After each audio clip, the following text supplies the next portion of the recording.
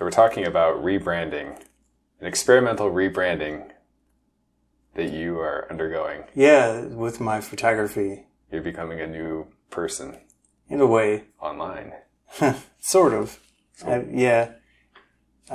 So I do a lot of cosplay photos. If you don't know what cosplay is, it's people dress up kind of like Halloween, but all year.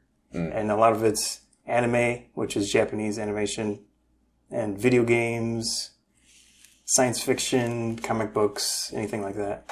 So a large amount of my photography is that. I also do the photo shoots with individual people or groups of people.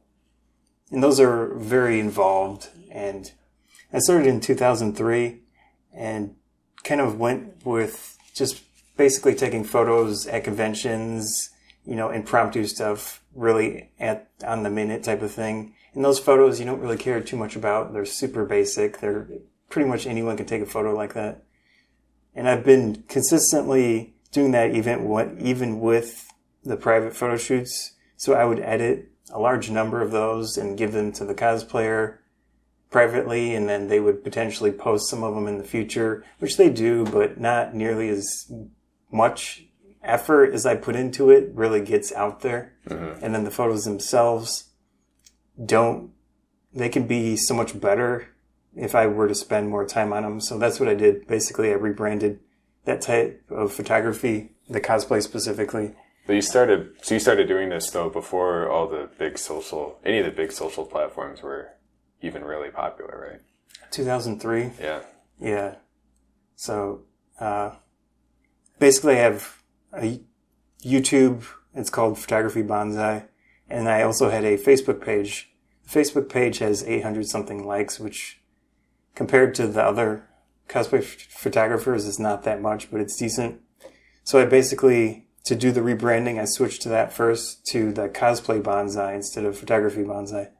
And then from there, I did Instagram just for that, Tumblr, DeviantArt, Flickr, and Twitter. And then I edit a single photo as well as I can, as possibly can. And then I release that photo, linking the person in the photo with all of their social media. And I also tag what character they're cosplaying, which I think helps a lot. I didn't do that in the past. So the tagging of, they're wearing this specific anime character cosplay. Because there are people out there who want to see all the Final Fantasy characters. Yeah, exactly. Okay. Yeah. So right now, I started this September 17th. I looked at my Instagram, and I've posted 30 photos since then. And the page has 66 followers. But more importantly, each photo has been getting more and more likes, and I've seen it scale a lot. One of the most recent photos already has 60 likes on it, and I see a very nice improvement compared to what it was before I tried this rebranding. Mm-hmm. So with the Instagram, I think that's interesting because my understanding is that's a pretty hot network if you're using it right. Yeah.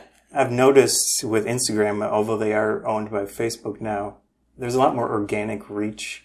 I think there's a good majority of it from bots, but even so, I can tell when there's a real person that found the photo and liked it and potentially commented or did something related to it. So you had your existing social network. I know you said those 800 followers weren't very much used anymore, but did that help you get the new channels going? What I do with the Facebook page is it's more of a hub for everything. I link all of the other social media. I do post a photo there, which it gets like 2 or 3 likes, and wow, so not nearly as much. Yeah, but that's a huge ratio. 800 followers and 3 likes versus 60 followers, 60 likes. Yeah, definitely. DeviantArt gets a little bit more sometimes, and Twitter also, but it really, really depends on if the cosplayer shares it or not. Because in general, cosplayers have significantly larger following than a photographer. Sure. Yeah. Yeah, they're sort of celebrities.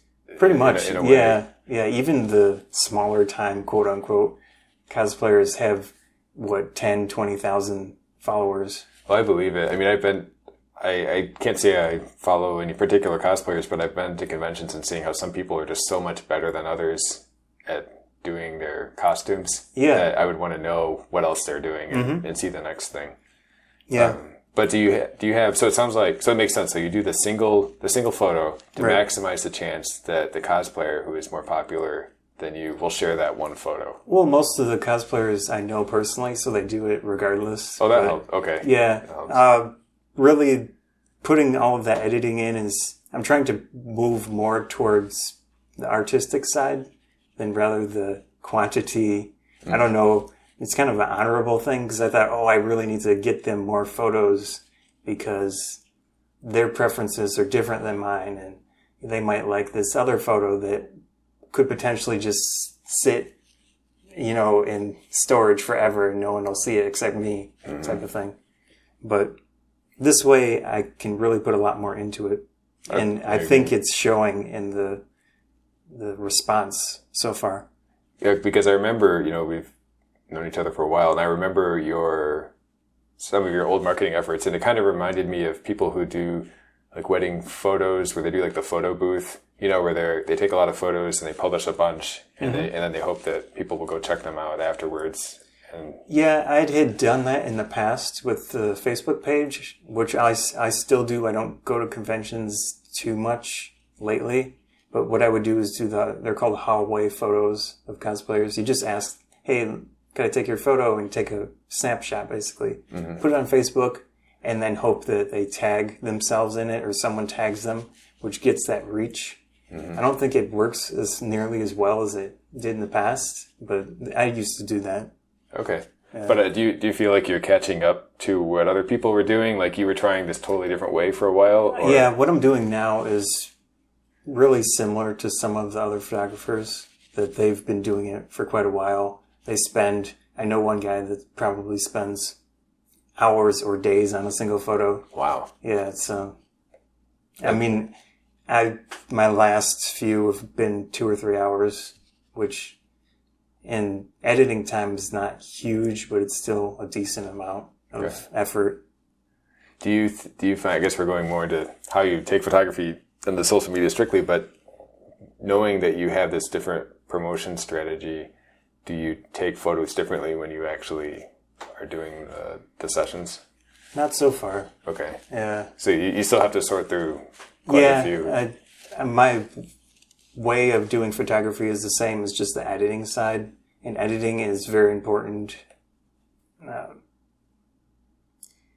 There's a big difference between something from the camera and then once you edit it. So cosplay photos in general, if it's an anime or something, it's kind of hyper realistic. It's not really what you would see in everyday life.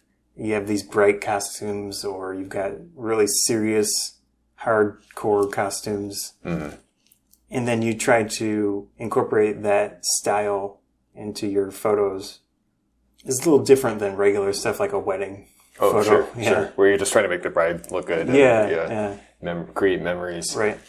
Well, and some of it goes beyond costuming, right? Like I always see people, not always, but I've seen photos of people doing Archer characters where they'll make their faces with the makeup look like it's drawn. Right. So you have to capture some really unusual skin tones. Yeah, it's a popular video game that has a cel shading style to it. I can't think of it offhand, but some of the cosplays are really amazing. They look almost 2D with that cel shaded makeup. So what do you think are your next steps with this new you? Well, in the past I'd written a cosplay photography book that was kind of educational. It's on my Photography Bonsai website, most of it. Maybe in the future I'd like to do more books or something that if I do have a large enough following, it would be worthwhile at that point. Maybe not so much the educational side of photography, but a little bit more just towards featuring. There are some bigger cosplay photographers like, it's called Cosplay in America. He's done a few books. So I don't know how well that really worked for him. I think it did work relatively well, but potentially something down that line. Interesting. It would be compelling for the cosplayers to be able to say that they're in a book, right? They're published. Yeah, I'm sure. Yeah. It's hard to say where you want to go. I think everyone who does something where they're putting effort into it want to show it off. So that's just kind of how I think that motivation, it helps you stay motivated if you're getting positive feedback. Absolutely. So more is better in this case. Definitely. I see other things like webcomics and podcasts where if they're even a little bit late, their fans are almost pulling them or pushing them to create new content. Saying, where's the next thing? Which that's pressure, but it could also help you keep a good thing going even. So your fan base takes on a life of its own. What's the next social network you think you might join that you're not on? There was one called 500px. 500. Yes. I thought about doing that one, but it's more photographer based, so I don't think I'll spend the time because each one, it takes a few minutes or seconds to push the photo to. Yeah. So besides that, I think it's going well, and I'm going to continue with that, the way I'm doing it with the single photo style. So if recently I did a photo shoot with a large group in Wisconsin, probably 5 or 10 cosplayers, 5 or 10 photographers. And so far I've been doing one photo for each cosplayer that I took photos of. And then I might eventually go back and pick another one once I've given each cosplayer at least one picture that I've edited. That makes sense.